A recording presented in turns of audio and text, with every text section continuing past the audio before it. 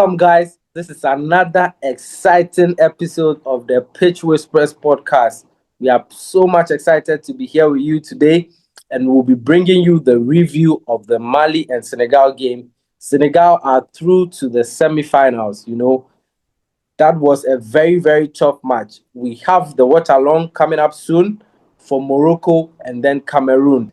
We'll bring you all those updates and many more updates in the world of football right here on this channel.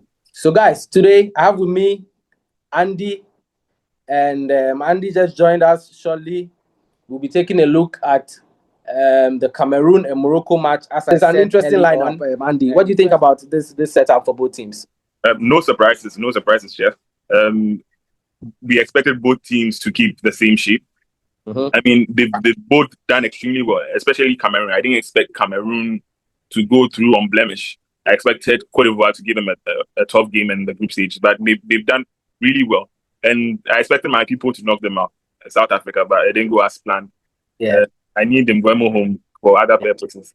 For Manchester United, right?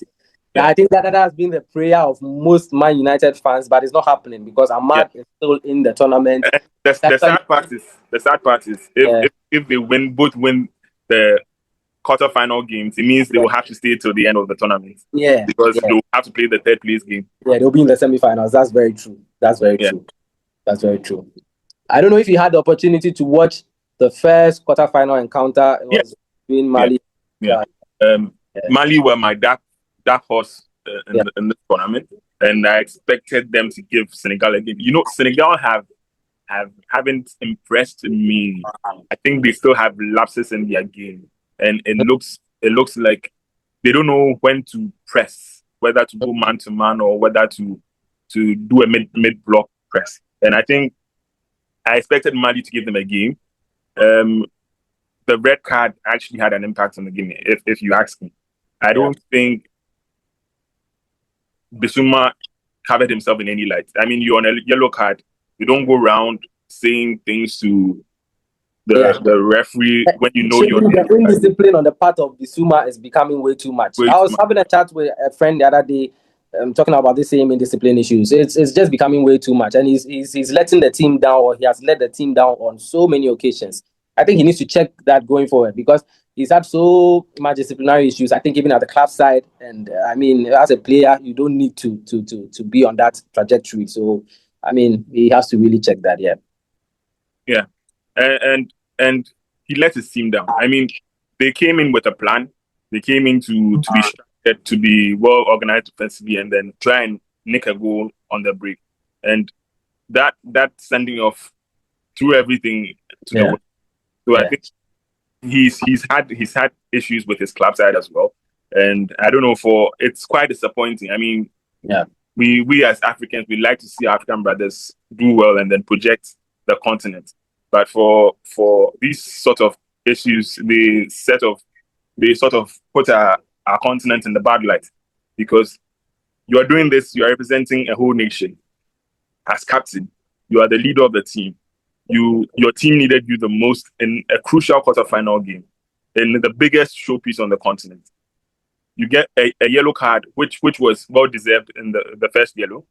Then you actually had what actually brought about the second yellow was a horrendous tackle that led to getting some treatment. And you went to complaining to the referee that the treatment was taking too much time. The referee had indicated that he had a stopwatch and he had stopped his watch.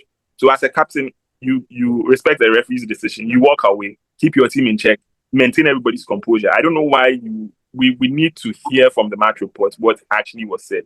I really hope the referee puts that in his match reports, because I don't think as captain you should go around disrespecting the referee. I mean, we preach respect the referee in every way. I know most of these players think that because of the money they make, they think they run the game and then they don't give referees the respect that they deserve. But I think as the central official, he should respect the referee's opinion. Yeah. Andy, talking about letting your team down. Wow, what a howler from the goalkeeper, Diarra. I mean, he was having a good tournament, but I don't know what happened today. That was a very bad mistake on his part. I don't know if it had to do with the conditions on the pitch. I know. Exactly. I was going to say Yeah, that. I was going to say that. I think the conditions didn't help. yeah. It was very gritty. You could see that some of the players were not in the right footwear to begin Mm-hmm. with. But if you notice the second half, he had a superb game. The sort Mm-hmm. of saves he made in that Yeah. second half. He kept them in the game. Yeah, Yeah, yeah. yeah, But for him, the scoreline wouldn't have been respectable. yeah. So I think, indeed, he's the reason why they lost the game. But that howler could have been prevented if on a much better surface. It was too gritty. And I don't think they were well prepared for the gritty surface.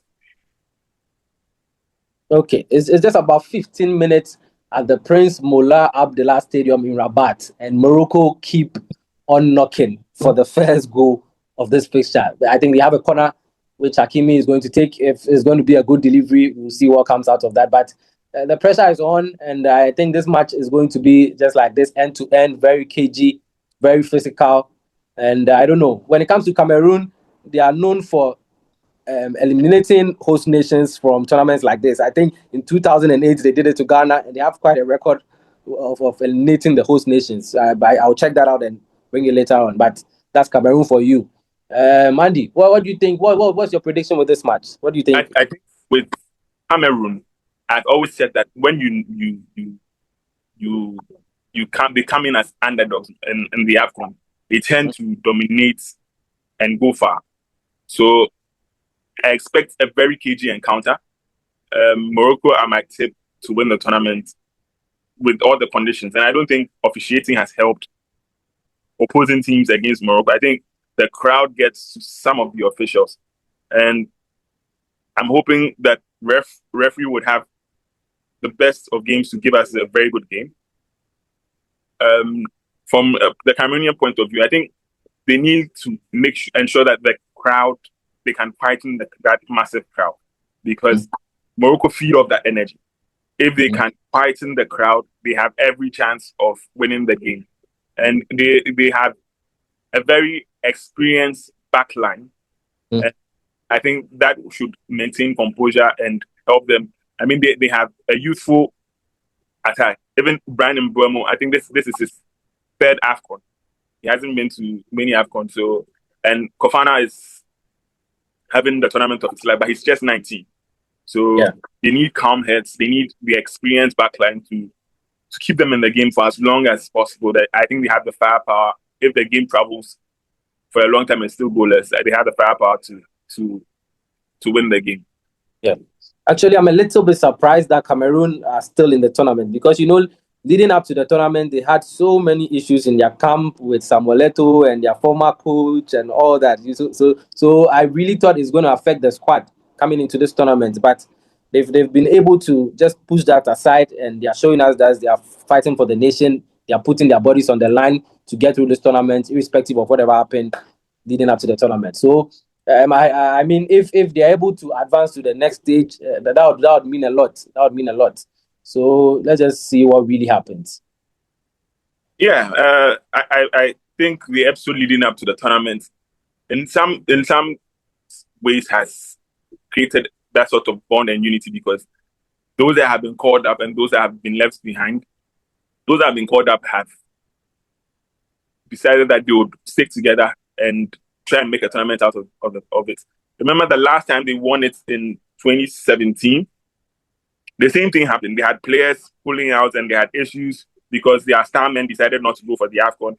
And they used a relatively younger team to win the AFCON. So I think when they have issues like this, the harmony and unity in the camp, the bonding in the camp, creates that room for them to travel far.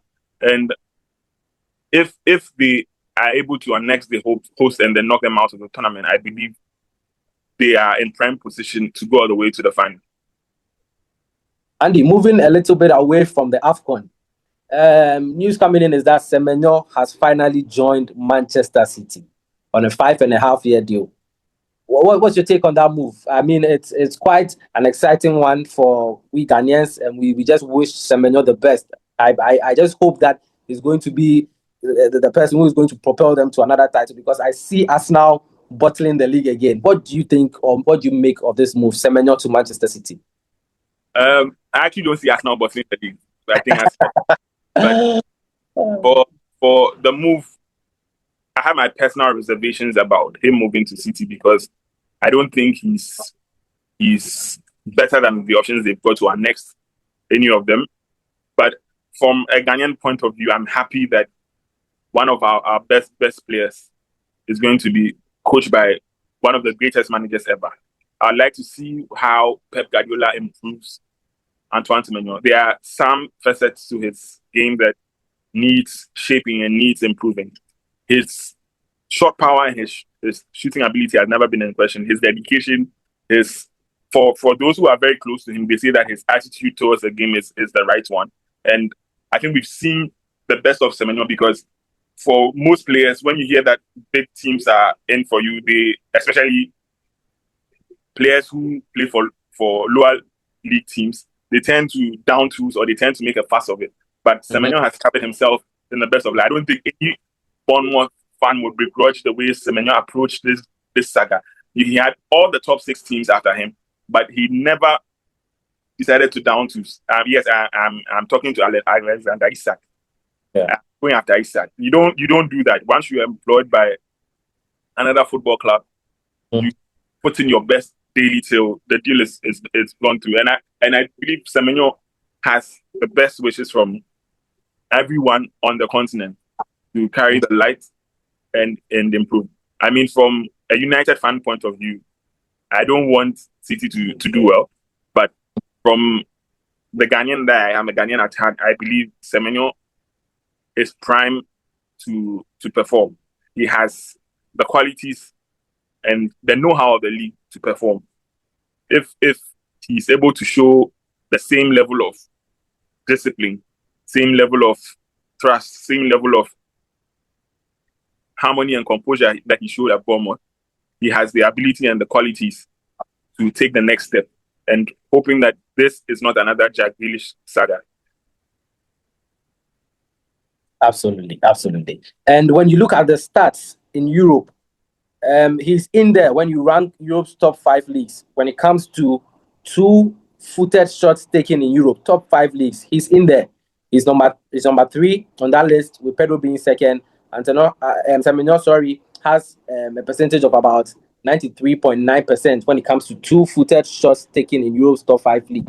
When you look at possessions won in the final third, he's also in there amongst the 92nd percentile when it comes to that. So I think he's actually having quite a good season, and he's had a similarly good season last season too. So he's actually progressing steadily. So we'll just hope for the best for Semenyo, and we hope he takes his game to the next level. I mean, you're going to be coached by Pep Guardiola. You're going to be surrounded by one of the best players in world football. We have Erling Haaland, there's Rodri, so many players in there. And these are players who would help you take your game to the next level. So they can only go up from there. So let's just wish him the best and let's see how it goes. Yeah, and Semenyo has always been ambidextrous. He uses both feet very well. Yeah. I actually like his story. I mean, from the lower leagues, he's played non-football. He's been rejected at the academy level. He almost stopped playing football at age 11 when trials at Arsenal, trials at the top class in the world. But from Bath Football Club all the way to being coached by Pep Guardiola. Yeah. Big ups to Antoine. Yeah. Also, I read a little bit on the new coach for Chelsea, Liam. He had his press conference, I think, today. And one of the things I could take from it was that he was saying that he's not arrogant. He's actually good at what he does. That's what he's saying. He says he's actually good at what he does. And when he went to France initially, they took him as a joke. But later on, he proved to them that he's one of the guys. So when he talks, he knows what he's talking about. He's going to work. He's going to let the boys work. And from what he has seen in the few training sessions that they've had, he knows he's going to be successful there. But, I mean, you could, when it comes to this, you could say whatever you want to say, but when the real deal starts, that's a goal. That's a goal. That's a goal by El Kabi. He's on 4 goals now. Brahim Diaz has the final touch. Yeah, really? Yeah, I think Brahim Diaz touched on the line. I'm waiting to see if the flag will go up, but I think Brahim Diaz has a final touch. This will be a big one. This will be a big one for the host nation. I hope it's not disallowed. He's if it's not disallowed, that is. I think he's the first player to score in five And consecutive. Diaz is claiming it rightfully. Yeah, he's the first player to score in 5 consecutive games for Morocco at an AFCON. Yeah. Oh, How he went. I don't think it's I offside. think he's off.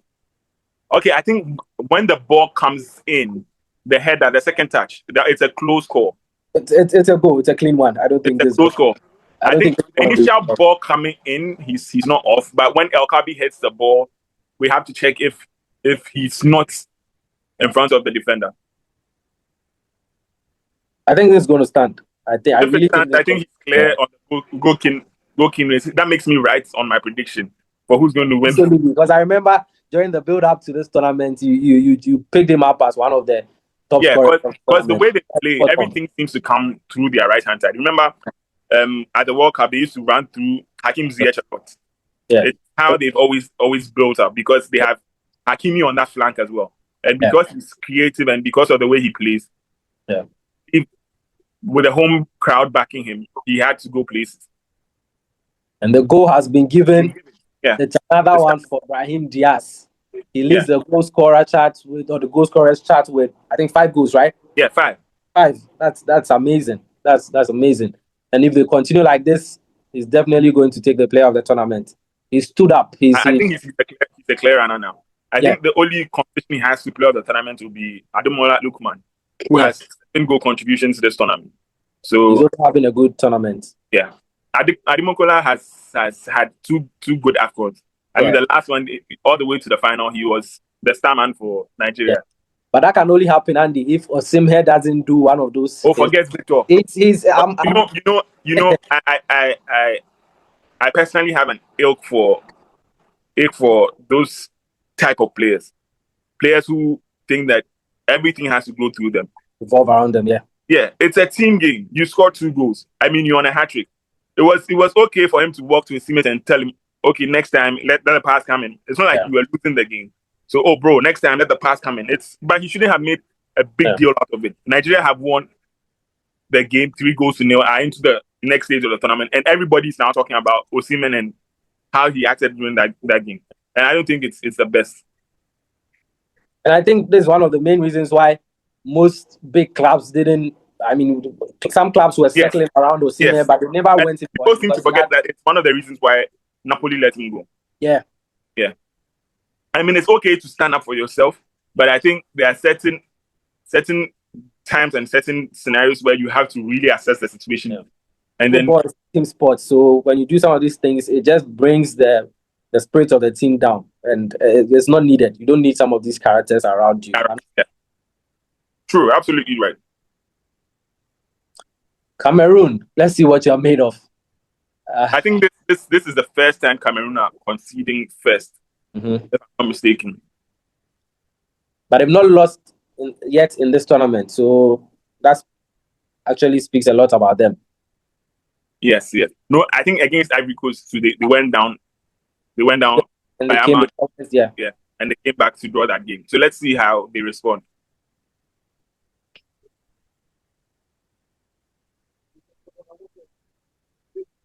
And this actually throws their game plan out of the window because they initially came in to sit back and try and play them on the break. But let's see how that works out. But okay, that's he's right borderline onside. Yeah, borderline onside. Fine margins, Yeah. How about our team? Do you think that someone like Brahim Diaz will fit in now that we've decided to sack a manager who doesn't play 3-back? Well, he would definitely fit in, but when you're bringing in a player like that, you'd have to think of the other players that you have in your team who play a similar role or who have that same kind of profile, because he's a little bit closer to Mbeumo, Ahmad. He plays almost the same like them. And if you're bringing him in, okay, so you're thinking, are you going to limit Ahmad's playing time? Are you going to limit Mbeumo's playing time? I mean, we need a lot of players in for competition and all that. But, when it gets to it, I think it will depend on the manager that comes in first. Exactly. Yeah, exactly. Because look at what Fletcher is trying to do. Fletcher is trying to replicate the old United team from 2009, where you have Ryan Giggs on the left, Ronaldo on the right, and Rooney in behind With a Tevez. lot of options up front. Yeah. So what's he calling for? Is he calling for a penalty? Oh, Is it? but you can't give that. You can't give that. I mean, it wasn't intentional. You can't give that. You Yeah. can't. I mean, he trod on his ankle, but I don't think you can give that.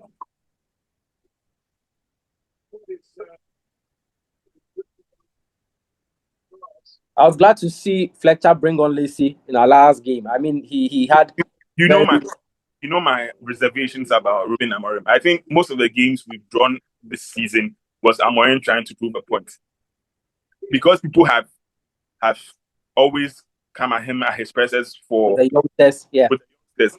He didn't need to bring on Benedict Mantato against He Wolverhampton. just had to do it because people are saying, okay, now Yeah, I brought and them he in. chose the wrong he chose the wrong youngster to bring on.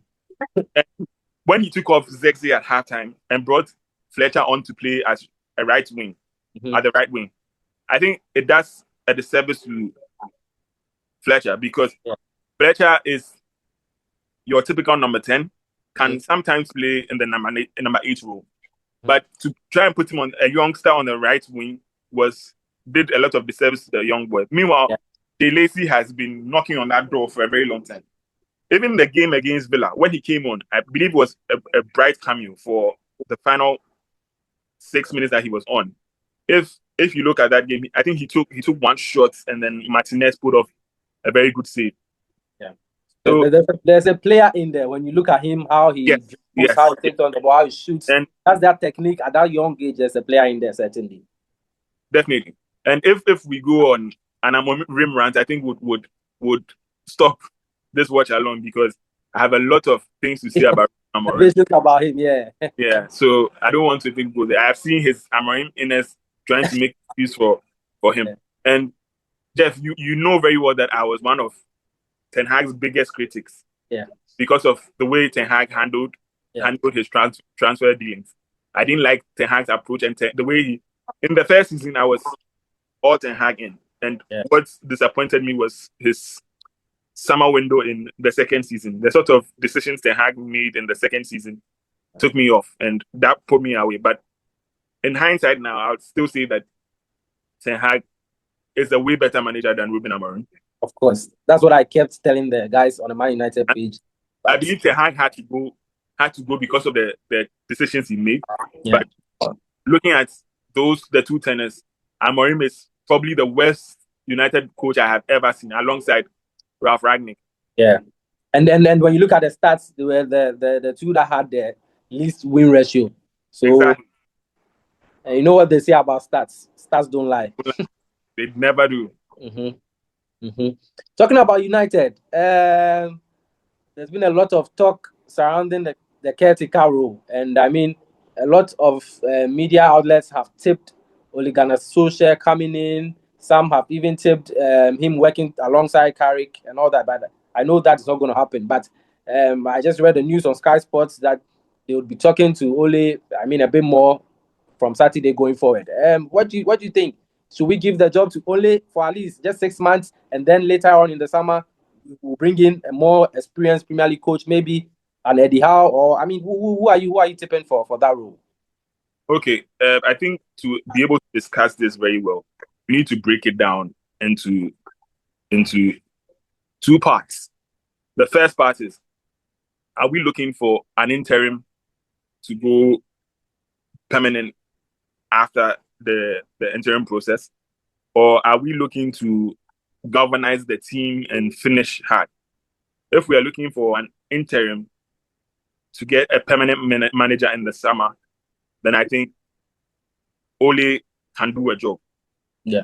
Is he the best option available? Looking at the candidates that have come forward, I think from Carrick, Ole, and Ruud van Nistelrooy, I think Ole has the work to show for it. He at least he's been there, he's done that before. So I think Ole is the best choice from the three available. Then the second part, if we want someone who will ensure that we finish in the higher places and make European football, are we then going to say that after let's say Oli has done that. After he has done that, are we then going to say that we won't give him the permanent role? Are we going to look for somebody else to come and take us? That's going to disrupt the whole squad. Yeah, I think that is also a question we need to answer. So we need to look at both sides and then assume that Ole coming in is doing a job for a specific period. For a lot of the Ole outers, their excuses after the caretaker, what did he win? But what they seem to forget is Ole didn't have the luck of the draw in most of the knockout competitions he was in. And in that period where he didn't win the league, how many teams won the league? Only two. When Ole was around, only City and Liverpool won the league. And even that, it was dominated largely by City. I think City won 3 out of the 4 titles that Ole was available for. And the other one was the COVID season where Liverpool won it. And in the Cups, 2 semi-final exits to Chelsea and Liverpool is not a bad record to hold. If you lose to Sevilla in a Europa League semi-final, it is not the end of the world. Sevilla would beat the best 11 you put out once the competition's name is Europa. Once Sevilla sees the Europa, they will beat you. The only one you can put on Ole's head is the Europa final against Villarreal. And even that, it went all the way to penalties. And for me, I believe in the penalty shootout, it was just a stroke of hard luck because David De Gea wasn't supposed to take a penalty. In the coach's selection, I'm not sure he would put David De Gea in his penalty shootout list. It was just the nature of the sporting kick rule that everybody had to take a kick. And people will say that David should have saved at least one. But then if you watch their goalkeepers too, the really also didn't save any outfield players kick. So it's just a matter of those that were meant to kick or put the ball in the back of the net. So I don't think we can put that on Ole for the Europa League as well. I mean, but what are your thoughts? I want to hear your thoughts on this Ole and Carrick Fletcher. Well, I think when you look around, we are a little bit short of options when it comes to the interim.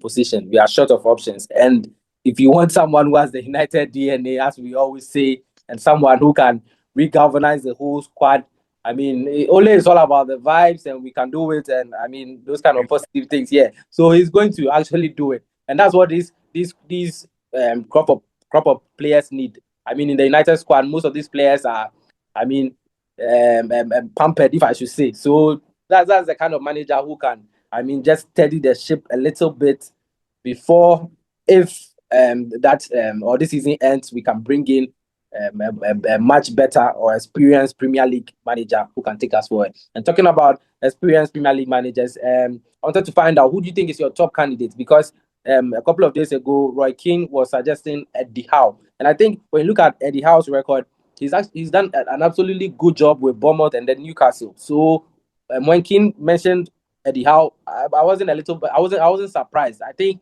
it's actually another option that we can look at. So who do you think are your candidates when it comes to the managerial role for Manchester United coming this summer? Yeah. Okay, for the manager for United, I think we need to look at it from 2 angles. If we need somebody who would steady the ship, get the team playing, get the team fight, then I side with Roy. I think Eddie would be a fantastic choice. I've followed Eddie's team since his days at Bournemouth and straight to Newcastle. What you get from Eddie is you get a group of fighters. And I think every United fan wants to see at least a little fight. People say that United played well against Burnley because we had 30 shots. But after reviewing that game, I've watched that game 3 or 4 times after that, and I can tell you that United have a very soft core. We don't show any grit. We don't show any fight. No intensity. Those 2 Burnley goals are avoidable if we had just put in the work. Dalot and Casemiro shouldn't be leaving Humphries to cross that ball. Yeah. Dalot should be picking his man. We should be putting our bodies on the line. Aiden Heaven shouldn't be putting his wrong foot in blocking that ball. Martinez and Shaw should decide who is dealing with Anthony when he's scoring that ball. And I think those are things you see from Eddie's team. Eddie's midfielders will chase every ball. Everybody goes to St. James's Park knowing that even if you would win, you won't leave there without Newcastle fighting. Liverpool went there and played 10 men, but Newcastle still fought from 2 goals down to 2-2 before eventually losing that game. So that is a very fantastic choice if we are going for Eddie Howe. If we go on the tangent where we want United to win and win now, my choice is go for Ancelotti after the World Cup. Don Carlo is available after the World Cup. Put all your eggs in that Don Carlo basket. Let's try and get Carlo after the World Cup. United needs somebody who has seen it, done it. Yeah. Somebody who walks into that dressing room and this man is a winner. Yeah. I cannot decide to switch off and expect that the winner will play me. Yeah. A striker like Benjamin Sesko would benefit from Carlo Ancelotti. Yeah, so I watched Dominic Calvert-Lewin's interview on how he got those 15 goals in that season under Ancelotti. And what he said was, when Don Carlo came in, Don Carlo told him that he should focus on the 18-yard box. Mm-hmm. If you watched Dominic Calvert-Lewin before then, he was trying to fight every ball, like what Rasmus was doing last season. Rasmus saw it and trying to be aggressive with the defender. He said Don Carlo just told him, the goal doesn't move. Focus on the 6-yard and the 18-yard box. And that's the hospital, actually. Yeah. And I think I liked the way Sesko played in that second half or against Burnley. He was making those runs. In the first half, he was coming short. And I could see Bruno was frustrated. Pointing to make the runs, stretch the play. In the second half, he was making those runs. And he found joy making those runs. So I think someone like Benjamin Sesko would benefit from Don Carlo. So personally, I'll prefer Don Carlo. We should try and get Don Carlo after the World Cup. But well, as it stands, because when it comes to football, modern day football, a lot of players, tend to lose focus easily and all that. And over the years, when you look at Manchester United, there's a bit more of player power in there. Looking at all those factors, I would be leaning towards Antonio Conte. But I know it's somehow an impossible, coup. But Antonio Conte would be the perfect man for Manchester United. I know people will say we've had someone similar to Antonio Conte in Jose Mourinho, but we should still go in for Conte if he's going to be available, especially if he can win the league again with Napoli. Let's just go in for Conte. Let him come and shake up things there. I know with top managers like that, when they're coming in, they always have issues with the board because they want to have a lot of control in the team. And sometimes these people in the board don't want to give absolute control to them. Sometimes it brings that confusion within the team. That's also a myth that has been created in the media. Control is end. If you look at all the top managers now, those who are winning, they all have control. Nobody can tell me Pep Guardiola doesn't have control over City. City have a sporting director. Nobody can tell me Unai Emery doesn't have control. His control is end. That's why I had a problem with Ruben Amorim. I said, if you want to make demands, you need if we want to talk about Ruben Amorim, won't close. So I don't even want to go there. So I said, if you want to make demands, you need to earn it. And that control. Yeah. I don't think someone like Luis Enrique doesn't have control. Luis Enrique literally sacked the best goalkeeper in the world. You think if someone didn't have control, PSG would just do away with Donnarumma? We are back underway at the Mola Abdullah Stadium in Rabat. And just like we left, Morocco leading by a goal to 0. And I don't know if it's going to stay this way or Cameroon is going to put up a fight and try to eliminate the host nation. But when it comes to this, most of the Man United fans are waiting for Mbeumo to be eliminated so that he joins the squad as quickly as possible. Andy, do you think we need him back as soon as possible? Looking at the way Matheus Cunha has played over the past few weeks, I think we need Mbeumo back. Bro, what Cunha they do there? Making Mbemo can't play the right side like that. They say he be Maverick. So make we let him make you do what they want to do. Yeah. You see, people seem to use certain terms and ideologies on certain people. You need to end that Maverick tag. You see, Pep Absolutely. Guardiola lets Ryan Cherky do whatever he wants as a Maverick because he's giving him the results. Yeah. You don't work throughout the game and then expect that will give you leeway because you are a Maverick. You need to end that tag. Yeah. If I will make you work, then it means that when the ball comes, you're making the right decisions. Bruno Fernandes is allowed to have a free role because we know that when he gets the ball, he creates that chance.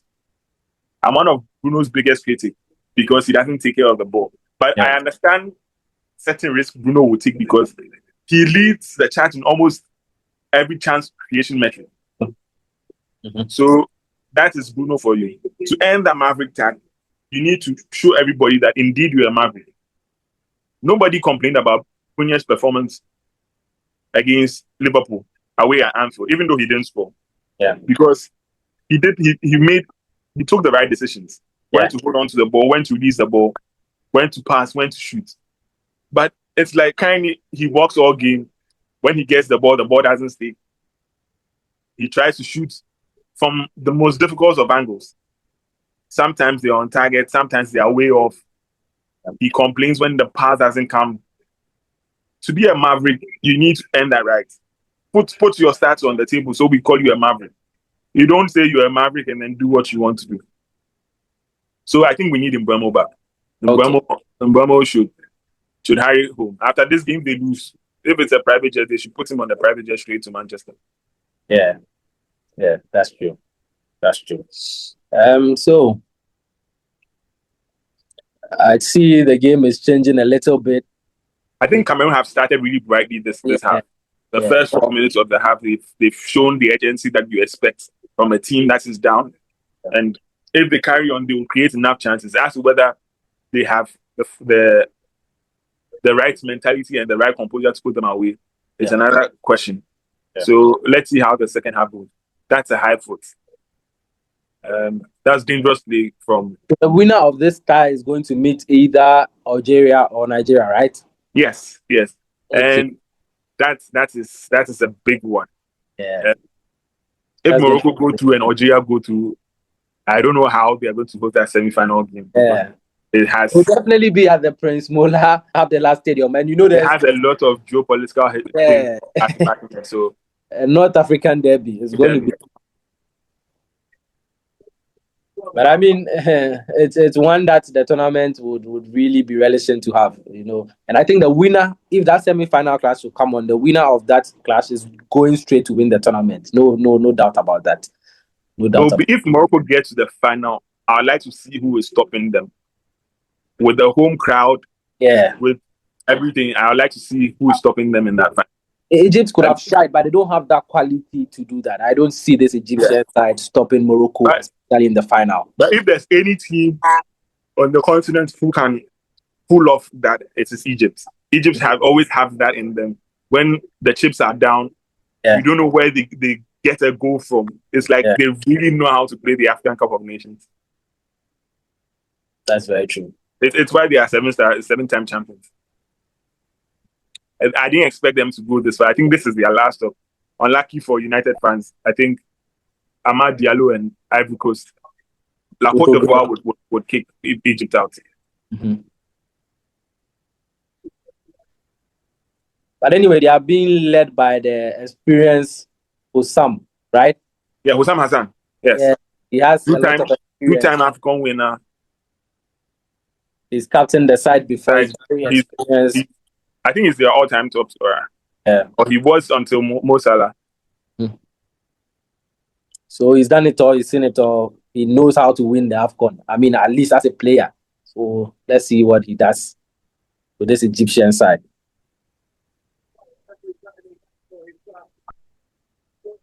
I think the game needs an equalizer. I really think so. If Cameroon can pull one back, then we'll be having a lot. Yeah. I think Yeah. Hosam Hassan is Egypt's all-time top scorer Okay. with 68 goals. Oh, Mo Salah right behind with 62. wow. So they have a lot to play for Mm. um, in the game against Ivory Coast. But I think Ivory Coast have too much firepower for Egypt.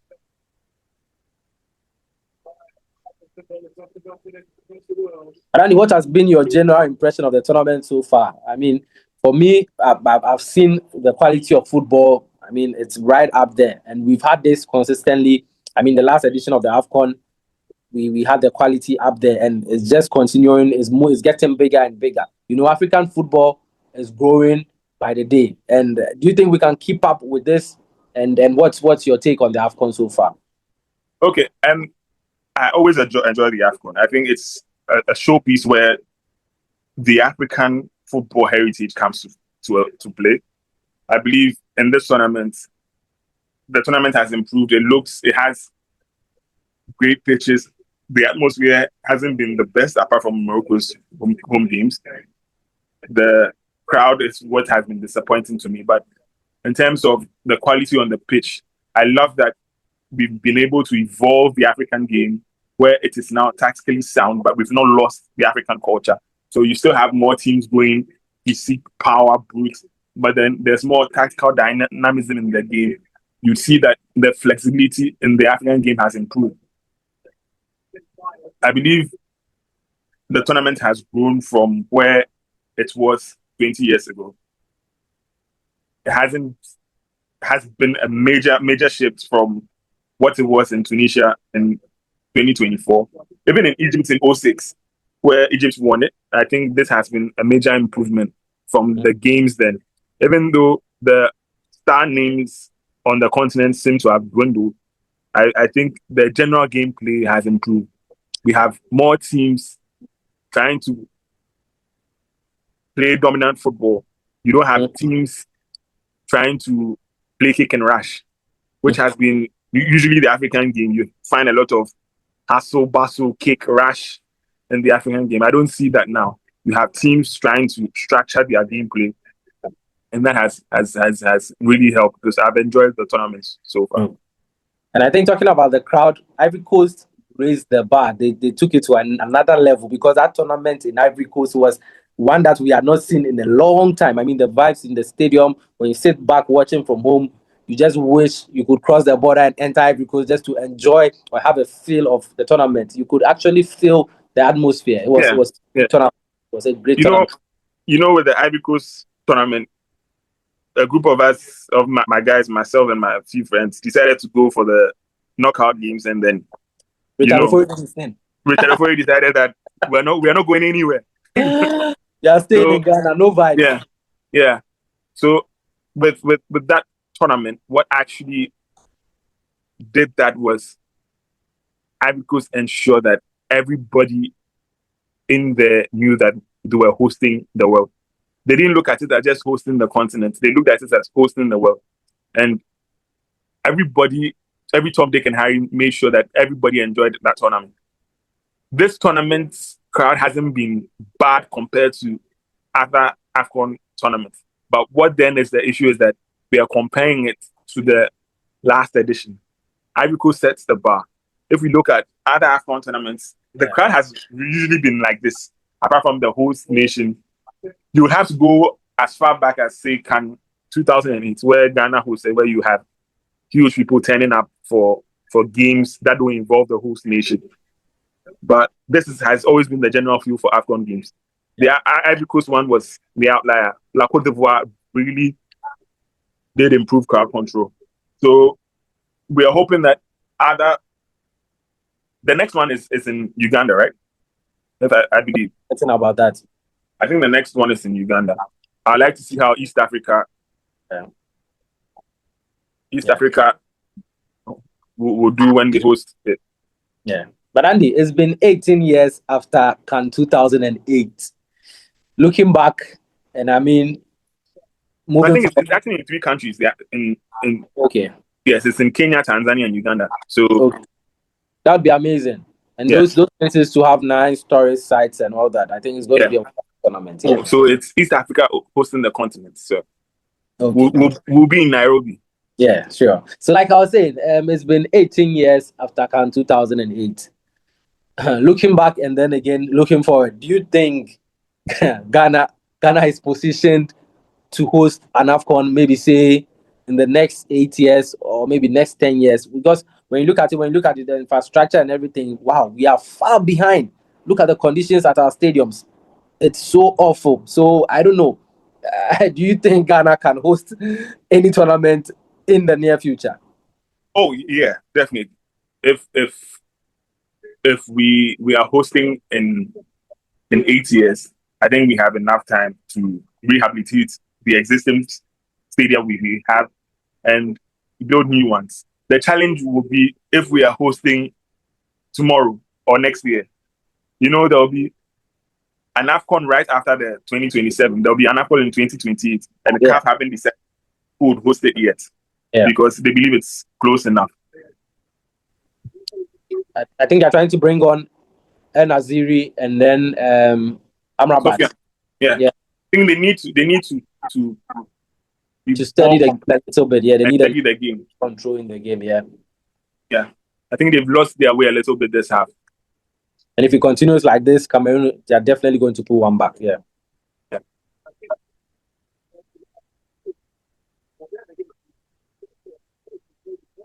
But Jeff, aside the big names at this tournament, which player has impressed you the most? Well, aside the big names, I think I'm going to go in for, let's say, this guy. What's his name? This Senegalese midfielder. Is it the one who plays for Valencia? Guye. Is it Guye? Come again. Villarreal, Papa Gay. Papa Gay, that's the player, the one who plays for Villarreal. He's really impressed me because sometimes when I used to watch him in the Spanish league, I feel like he's just an ordinary player. He's just one of those players, but he has shown a lot of maturity in this tournament with the way he controls the midfield and his eye for goal and all that. He's really stepped up. So I'm a little bit surprised because the Senegalese team have Pape Matassa on their bench, right? Yeah. So yeah, if you're able to play and then make a name for yourself in that Senegalese team, then he's certainly the one for me. What about you? What do you think? Which other player has really caught your eye? So for me, the player who has caught my eye the most is the chap from Ivory Coast. The midfielder. Ice would lie. Now he's been dominant in that midfield. I this is my first time watching him, and I really like the way he's taken stride and dominated the games. And I think the young chap has a massive future ahead of him. Yeah, I've seen a few clips of him, and I think he's quite impressive. Yeah. And for him, I don't think he would spend a lot of time at Turkey. I think playing for Trabzonspor is a platform for him to come into one of the top because the boy is a talent. If this is anything to go by, I see Mbemo limping. Mbemo, we don't need you injured. We need you out of the tournament, but we don't want you injured. Yeah, I don't think it's a serious one. Yeah, I don't think it's a serious one. And Bruno up front. What that system does is you don't have anybody who can progress the ball. Yes. Oh, your man. That's a goal, Saibari. My man is finally here. And I love this one. We love it. What a wonderful goal. He's having an amazing season at PSV, you know. Yeah. I'm so excited for him, you know. My guy be that. I have their work out for them. I don't think they find their way back in. Yeah. It's surely over. It's surely over for Cameroon. With just about 16 minutes to go, we don't see them coming back into this. I mean, we know miracles happen in football, but not here. No, not here. not in Rabat. Not in Rabat, yes. But Jeff, I would like to ask you, kindly looking at our team, United, what do you think the problem is? When I say the problem, I'm talking about the playing body, the structure of the team. Do you think any manager can come in and then play a 4-3-3 and then we'll be okay? When I say okay, I mean, are we going to challenge for a European place with a Absolutely. with a Absolutely. 4-back? Yeah, absolutely. Andy, you know what I think about this? When it comes to football, I don't think the squad that United has is so poor that is poor. Like we have a very poor squad that we can't even compete against the likes of Brentford, Brighton, and those teams. The squad is okay. All we need is a manager, and it's a manager's job to get the squad firing. These players are average players, yes, we know that for sure, but they can be worked on. That's what I believe. That's what I believe in. They can be worked on, they can be coached, they can be talked to. And I mean, when you drill them down to the core, you can get the best out of them. That's what I believe. We need to improve our squad. Yes. As for that one, I really accept we need to improve. We need a Yes, lot of options. we really need to improve our. Yeah, That's especially not a question. especially with the back line and all that. We need to improve our squad. But any good coach can make the most out of the squad. That's what I believe. Any good coach can get the most out of it. With football, once the players buy into the coach's idea, they will do anything for the coach. I And know how players are. I always say this. I don't think Aston Villa have a superior squad to that of You United. always say But this. You always say, yeah. the difference is Unai Emery. They have one of the best managers in the league. Unai Emery is a difference maker, and he knows when to make the right subs. He knows what system to play against which team, how to set up the team to ensure balance. That is something that you need at this level. At this level, you need a manager who can decide that this is what we need to do. This is how we're going to play. This is who we take on. You don't need managers making predetermined subs. That's the challenge I had with Ruben Amorim. All his subs were predetermined. You were going to a game chasing a goal, and because you've predetermined that you take on off a defender, you are going to make that change. So you tend to have a lot of the defenders coming off under Amorim.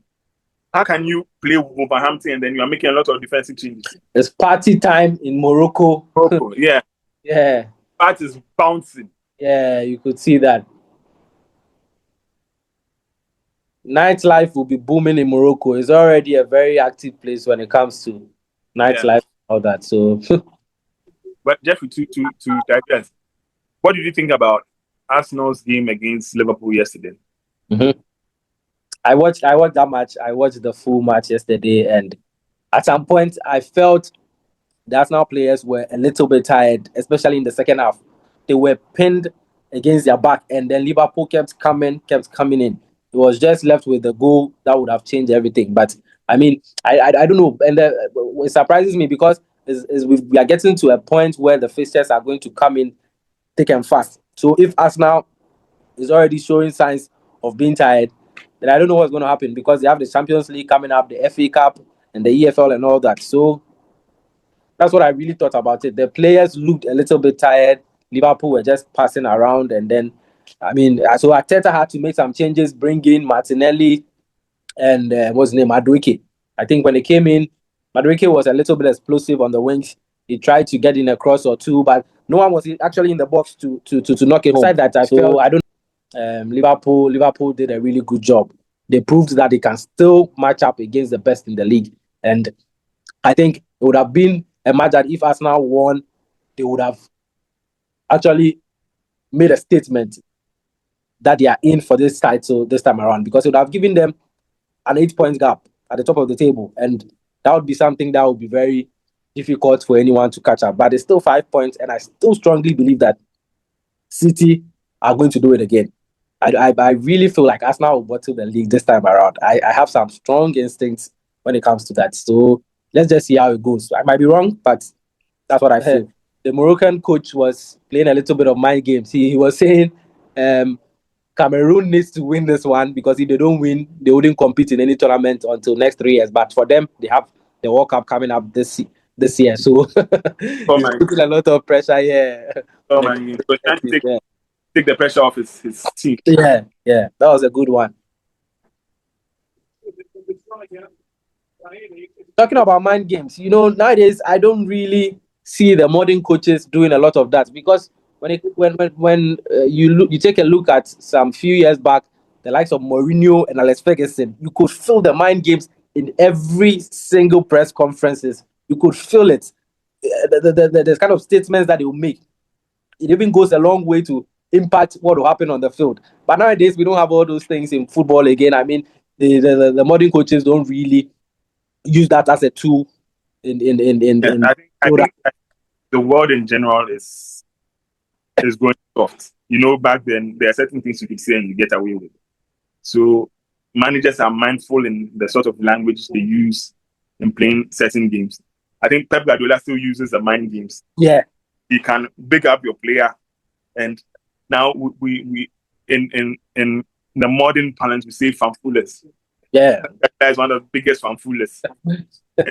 You will big up your player, try and tactically coach your player, and then be underlying your tactics to beat your yeah. team. So I And think I'm it's happy time finally at the Prince Mullah Abdullah Stadium in Rabat, and Morocco are through to the semi-final of the competition. Are they going to go on onto the final and win their second AFCON trophy? We'll live to see that. And I think it's just about that for this watch along. Thank you for staying with us. We'll be looking forward to bringing you more updates in the football world coming up in our next episode after this one.